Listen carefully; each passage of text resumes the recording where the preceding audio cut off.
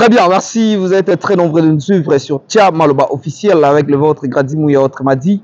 Le fils de la promesse en direct de la République démocratique du Congo, il a toujours confiance, peu fidélité na Bino, et puis ça a courage, il y a servir Bino Nathan Oyo, posé la Rabiso, to servir Bino. Alors, dans mon colonel Elo, na cadre toujours, il y a informer Bino, to ko pesa Bino, bongo ezali compte rendu à conseil des ministres et les cas qui bongo. La cité de l'Union africaine, qui président de la République, Félix Antoine Tshisekedi Tshilombo, Baxila Kayebeto Mukantombolo, Ndengibana et Kisasa, Balingaka Kobengaye, alors Tokotiki la Bino Bolanda, le porte-parole, il y a gouvernement, Patrick Mouya, comment est-ce que, après ça, Gibiso, compte rendu, il y a conseil des ministres, où il est Kakibongo, le vendredi 28 février 2024. Alors, moi, je vous dis déjà, portez-vous bien, au revoir, on se retrouve à très bientôt.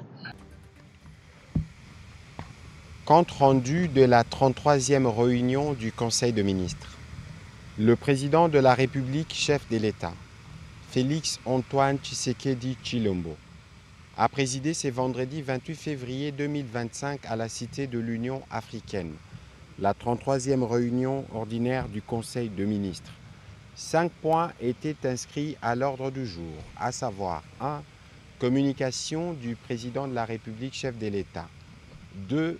Points d'information. 3. Approbation d'un relevé des décisions du Conseil de ministres. 4. Examen et adoption de dossiers. Et 5. Enfin, examen et adoption de textes. La communication du président de la République a porté sur 2 points principaux, à savoir 1. De l'audience qu'il a accordée au procureur de la Cour pénale internationale. Le président de la République est revenu sur l'audience qu'il a accordée au procureur de la Cour pénale internationale en visite à Kinshasa. Cette rencontre s'est tenue dans un contexte particulièrement alarmant, marqué par l'intensification des violences dans l'est de la République démocratique du Congo. Nos compatriotes y subissent de massacres et d'autres crimes internationaux d'une gravité inacceptable, perpétrés par des éléments de l'armée rwandaise et des supplétifs terroristes du M23. Des actes barbares qui menacent non seulement les droits fondamentaux de notre peuple, mais aussi la paix et la stabilité de notre pays. À cette occasion, le procureur de la Cour pénale internationale a lancé un appel à témoins sur les dites atrocités dans les zones sous occupation pour que tous ceux qui ont des preuves des crimes de génocide, crimes de guerre ou crimes contre l'humanité les envoient sur le site de la Cour pénale internationale pour permettre de renforcer la documentation des multiples violations de droits humains et d'assurer que les auteurs de ces crimes soient poursuivis en justice. Il nous revient de lancer une forte mobilisation à ces sujets pour faire en sorte que ces atrocités ne restent pas impunies et que la voix de notre peuple soit entendue. Dans ce cadre, le président de la République a engagé le gouvernement, en particulier le vice-premier ministre, ministre de l'Intérieur, le vice-premier ministre, ministre de la Défense, ainsi que le ministre d'État, ministre de la Justice et garde des Sceaux, à sensibiliser les personnes témoins ou victimes de crimes en question, à travers notamment les gouverneurs de province, les acteurs de la société civile, les organisations non gouvernementales, ainsi que tous les citoyens vivant dans les provinces affectées. Au deuxième point du Conseil de ministres de ce jour, relatif à la nécessité de préserver les intérêts de l'État. Le président de la République est également revenu sur la récente réunion qu'il a tenue avec les membres de l'Union sacrée le samedi 22 février 2025, au cours de la réunion où il a annoncé un remaniement à venir en envisageant un gouvernement d'union nationale et une restructuration de la direction de l'Union sacrée de la nation. Dans cette perspective, il avait chargé son conseil spécial en matière de sécurité d'entamer les consultations nécessaires avec la classe politique, la société civile et les autres forces vives afin de dégager un large consensus pour y parvenir. Le président de la République a souligné que ce gouvernement aura pour mission de faire front contre les agressions dont notre pays est victime, en particulier de la part du Rwanda, qui cherche à occuper notre territoire et à piller nos ressources naturelles au détriment du peuple congolais, seul légitime bénéficiaire. Toutefois, il a précisé que cette annonce ne signifie pas la démission formelle du gouvernement actuel. Les institutions doivent continuer de fonctionner normalement comme il a rappelé lors de la 32e réunion du Conseil de ministres tenue le 21 février 2025. Dans cette période charnière, le président de la République a appelé l'ensemble de membres du gouvernement à faire preuve de responsabilité. Il leur a strictement interdit d'engager des actions allant à l'encontre des intérêts de la République.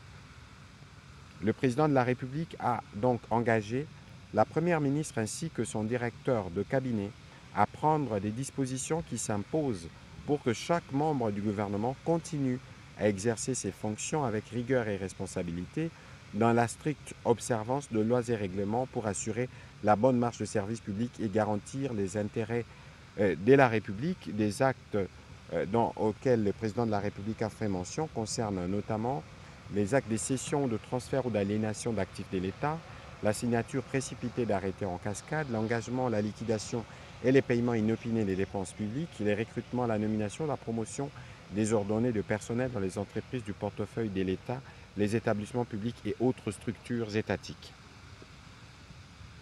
Dans la suite de la communication du président de la République, la première ministre chef du gouvernement a fait la restitution de la mission qu'elle a effectuée du 22 au 26 février 2025 à Genève, où elle a participé au segment de haut niveau de la 58e session du Conseil des droits de l'homme des Nations Unies. Elle y a présenté la situation sécuritaire et humanitaire dans l'est de notre pays à la suite de l'agression de l'armée rwandaise. Elle a réaffirmé l'engagement pris par le gouvernement de faciliter le travail de la commission d'enquête indépendante mise en place pour documenter les violations de droits de l'homme et du droit international humanitaire dans les provinces du Nord et du Sud Kivu, conformément à la résolution adoptée le 7 février 2025 par tous les 47 États membres. À ce titre, la Première ministre a salué la visite dans notre pays du procureur de la Cour pénale internationale dans le cadre de l'ouverture d'une enquête sur les exactions commises dans les deux provinces du Kivu, les deux concourant à l'établissement de la justice. Elle a aussi informé le Conseil qu'en marge de sa mission, elle a pris part à plusieurs rencontres bilatérales et multilatérales portant globalement sur les possibilités de soutien à nos populations victimes de l'agression. Des échanges ont également été fructueux avec des institutions économiques comme l'Organisation mondiale du commerce, dont la directrice a sollicité le renforcement de l'équipe de la RDC à la représentation permanente à Genève pour assurer un bon suivi des questions traitées au sein de cette organisation. Et comme de coutume, à chaque fois qu'elle effectue des missions à l'étranger, elle a eu l'occasion d'échanger dès les premiers jours avec la communauté congolaise vivant en Suisse sur les enjeux de l'heure et sur leurs diverses préoccupations. Sur un autre chapitre, elle a attiré l'attention de tous les membres du gouvernement sur l'obligation de respecter scrupuleusement la législation en matière financière et budgétaire au regard de tous les instruments juridiques, en particulier pour ce qui concerne l'approbation des accords ayant des incidences financières.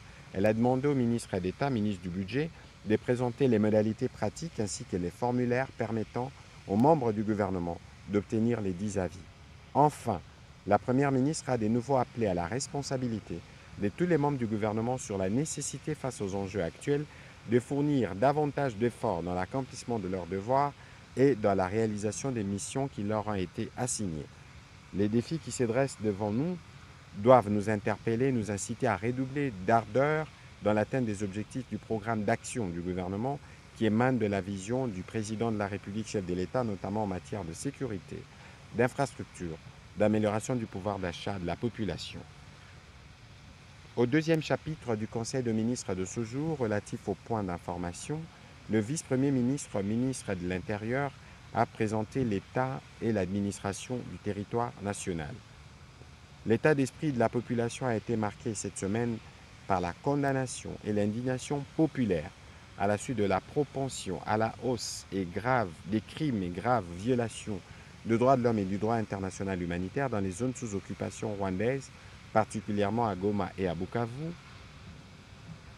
Sur le plan sécuritaire, le vice-premier ministre, ministre de l'Intérieur, est revenu sur l'explosion d'un engin faisant plusieurs victimes lors du meeting forcé des occupants à la place de l'Indépendance.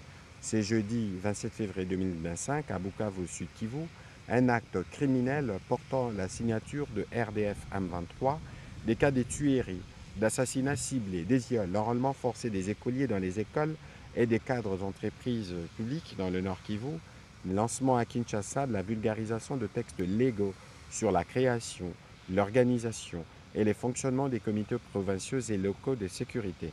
Sur un autre registre, le vice-premier ministre, ministre de l'Intérieur, a informé les conseils des avancées significatives dans l'opération Ndobo, de la situation aux frontières, principalement entre la République démocratique du Congo et le Burundi. Sur ces mêmes chapitres, il a été complété par le vice-premier ministre, ministre de la Défense nationale, qui a fait le point au Conseil de la situation opérationnelle et sécuritaire, principalement dans l'est de la République démocratique du Congo. Au sujet de la situation épidémiologique, le ministre de la Santé publique, Hygiène et Prévention sociale a présenté la situation épidémiologique en République démocratique du Congo. Il s'est apaisanti sur les cas de province qui sont victimes de l'agression rwandaise. Au Nord Kivu, du 23 au 26 février 2025, il a été enregistré 19 nouveaux cas de blessés par balle, 23 personnes tuées et plusieurs personnes brûlées la nuit du 25 au 26 février 2025 dans la zone de santé de Karisimbi à cheval avec les Niragongo, dont les nombres est non encore déterminés. Du 17 au 26 janvier 2025, 85 nouvelles admissions des blessés avec plaies balistiques ont été enregistrées dans les formations sanitaires de Goma, ramenant le cumul à 5 487 blessés et aucun nouveau décès intra-hospitalier n'a été signalé au cours de cette période. Depuis le début de l'année 2025, le cumul des blessés est de 7 776, celui des décès intra-hospitaliers est de 1568 et des corps inhumés est d'environ 8500. En ce qui concerne le Mpox, il a été enregistré au cours de cette semaine 65 cas suspects, dont 44 cas confirmés et un décès. Du début de l'année 2025 jusqu'à la 7e semaine épidémiologique, le cumul est de 6 414 cas suspects, dont 1554 cas confirmés et 5 décès. Au Sud Kivu, lors du meeting des occupants M23 RDF, le jeudi 27 février 2025, à la place de l'Indépendance à Bukavu, il y a eu une détonation de 2 bombes qui ont été suivies de coups de feu et qui ont entraîné les décès de 16 personnes, 15 corps sans vie admis à la morgue de l'hôpital provincial de Bukavu et 1 aux cliniques universitaires de Bukavu, et 95 blessés, soit 68 blessés, acheminés à l'hôpital provincial de Bukavu, 16 aux cliniques universitaires de Bukavu et 1 à la fondation Pandi. Jusqu'au 27 février 2025, la ville de Bukavu a enregistré plus de 1130 blessés, plus de 29 décès dans les établissements de soins et 16 personnes décédées lors du meeting. Entre le vendredi 14 et le mercredi 26 février 2025, l'hôpital général de référence d'Uvira a admis plus de 179 blessés et 150 décès. Les centres Mpox ont été vidés de leurs malades qui étaient estimés à plus de 100 à Bukavu et plus de 587 cas actifs pour la province avant l'intrusion de rebelles.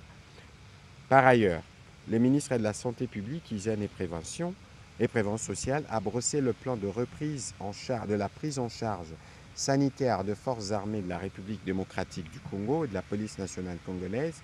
Cette prise en charge sanitaire gratuite concerne principalement les militaires en activité, les policiers, les réservistes et les blessés des guerres. Les ayants droit direct de ces catégories, la mise en place d'une organisation optimisée pour garantir la qualité des soins et la disponibilité des ressources essentielles. La phase initiale couvre 9 provinces avant une extension progressive à l'ensemble du territoire national. Il s'agit des Kinshasa, Sud Kivu, Nord Kivu, Okatanga, Chopo, Ituri, Otuele, Maniema et Tanganyika. État d'avancement de la campagne agricole 2024-2025.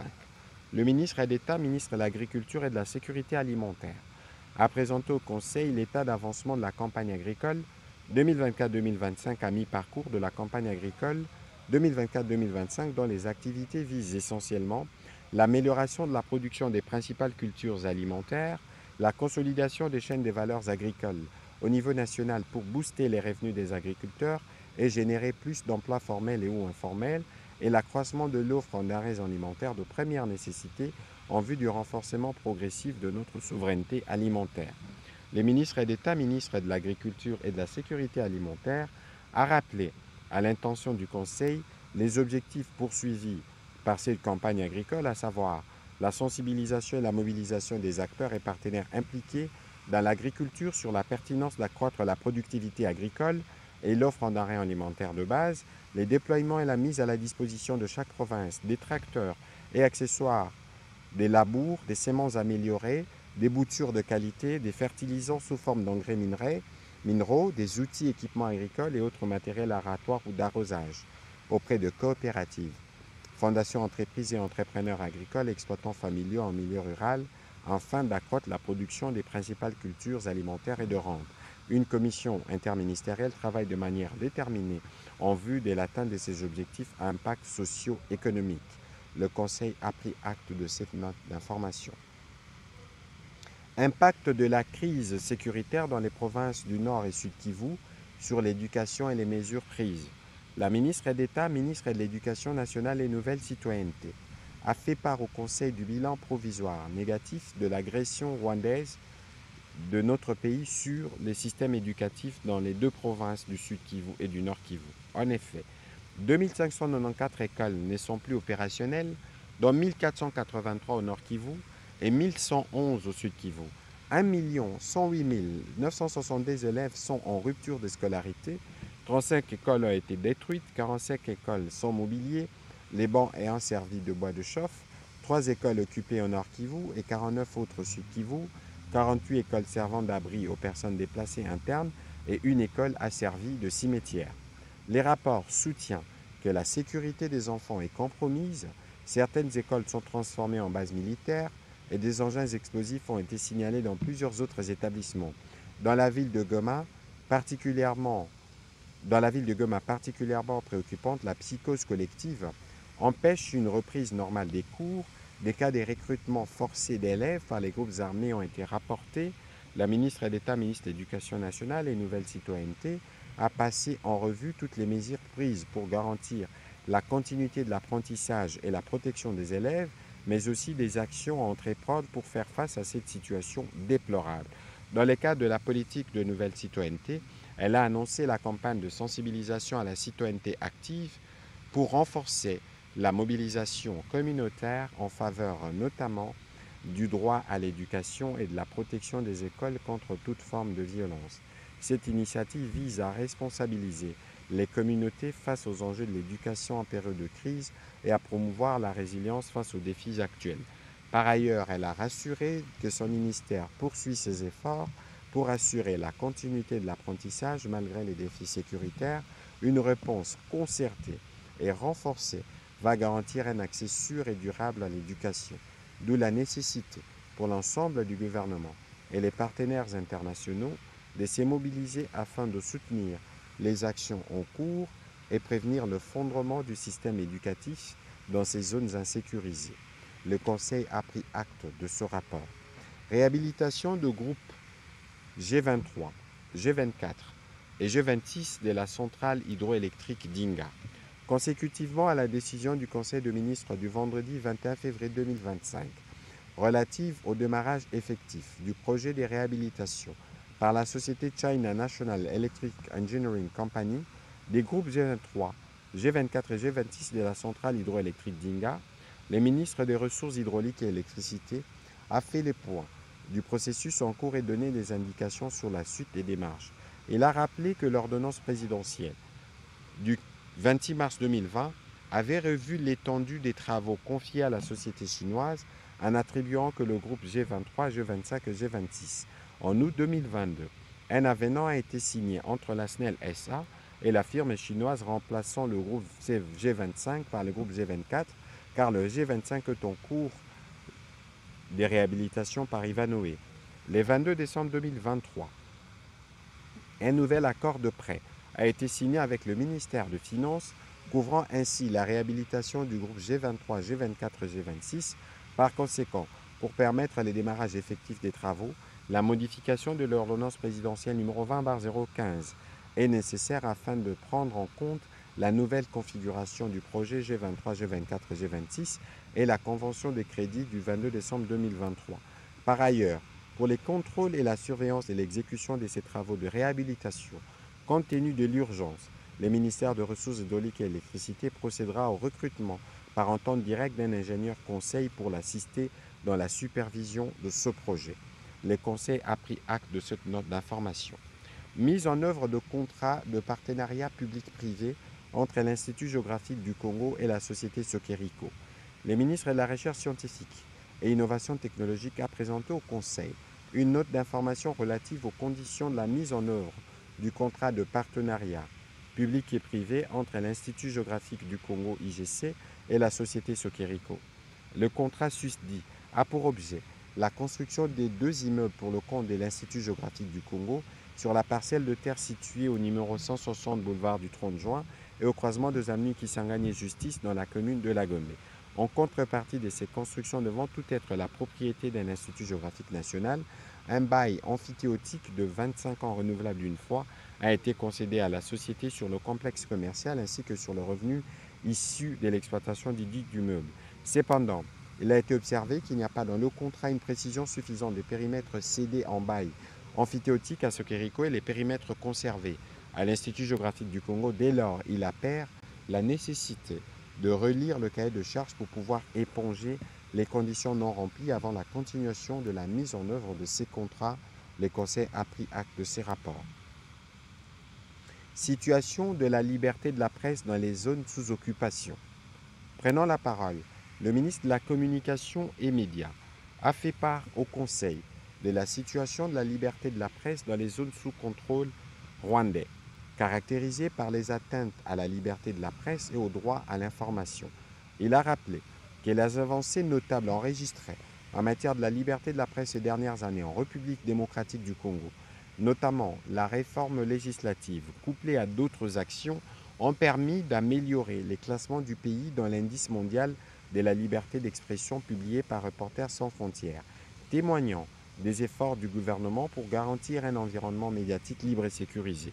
Cependant, les événements récents dans l'est de notre pays marqués par l'occupation rwandaise de quelques territoires d'abord en 2024, ensuite des villes de Goma et Bukavu en janvier et février 2025, constituent une menace directe pour ces avancées.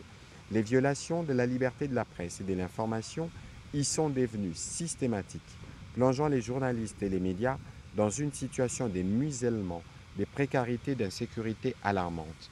Le climat répressif instauré par cette occupation militaire est marqué par une stratégie délibérée de contrôle de l'information, de désinformation et des manipulations des faits, visant à réduire au silence toute voix indépendante et à empêcher la population de recevoir une information fiable et impartiale.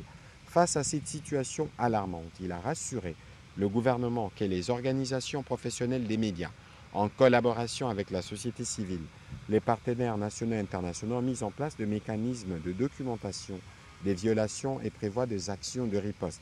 De son côté, le ministère de la Communication a pris des dispositions spécifiques pour poursuivre le travail de documentation des violations subies par des journalistes et les médias.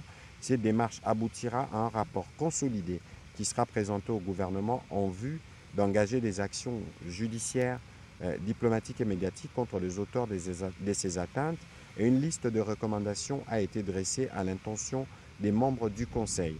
Un atelier est projeté à ces propos pour sensibiliser davantage les journalistes sur la sécurité et sur le processus en cours en République démocratique du Congo.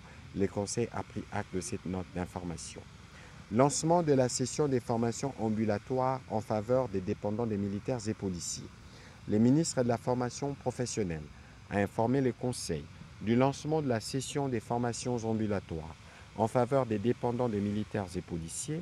En effet, faisant suite à l'instruction du président de la République lors de la 32e réunion du Conseil des ministres du 21 février 2025, en rapport avec l'encadrement des enfants épouses de militaires et leurs dépendants, il a rapporté avoir lancé la session des formations gratuites ambulatoires de 5 000 apprenants, parmi lesquels 1 500 enfants des policiers et des militaires. Dénommée camp de formation professionnelle, la dite formation ambulatoire se déroulera une partie dans les camps militaires et des policiers et une autre partie dans quelques centres publics des formations professionnelles de la ville-province de Kinshasa. Dans un premier temps, elle pourra ensuite être étendue plus tard sur l'ensemble du territoire national. Les filières concernées par cette formation sont entre autres l'informatique, la réparation des téléphones, les bâtiments et génie civil, la construction métallique, l'hôtellerie, la restauration, la mécanique automobile, la soudure, l'électricité, le froid, la climatisation et autres. Le Conseil a aussi pris acte de cette note d'information. Approbation d'un relevé des décisions du Conseil de ministres. Les membres du Conseil ont approuvé les relevés des décisions prises lors de la 32e réunion ordinaire du Conseil de ministres du vendredi 21 février 2025. Examen et adoption de 2 dossiers. Le premier, relevant du ministère du Budget. Le ministre d'État, ministre du Budget, a présenté au Conseil le rapport relatif aux modalités opérationnelles sur l'augmentation des soldes et primes des militaires et policiers, l'amélioration de leur sécurité sociale et l'amélioration des conditions de vie de leurs dépendants. Faisant suite à cette instruction du président de la République, il a soumis les différentes simulations élaborées par les experts du gouvernement en vue d'atteindre les objectifs poursuivis, notamment les doublements de la paye, les rajouts d'une prime spéciale de combat avec effet immédiat. Les modalités d'exécution de ces dépenses publiques ont été également présentées. Ces mesures devraient s'inscrire dans le cadre de la mise en œuvre effective de la loi de programmation militaire qui a l'ambition d'apporter des réponses structurelles aux problèmes sociaux concernés. Après débat et délibération, le Conseil a adopté ces dossiers. Processus de recrutement compétitif et méritocratique pour les mandataires des entreprises et établissements publics. Le ministre du portefeuille a soumis au Conseil pour examen et adoption les dossiers relatifs à la liste des entreprises et établissements publics, dont le choix des mandataires se fera sur base d'un processus de recrutement compétitif et méritocratique.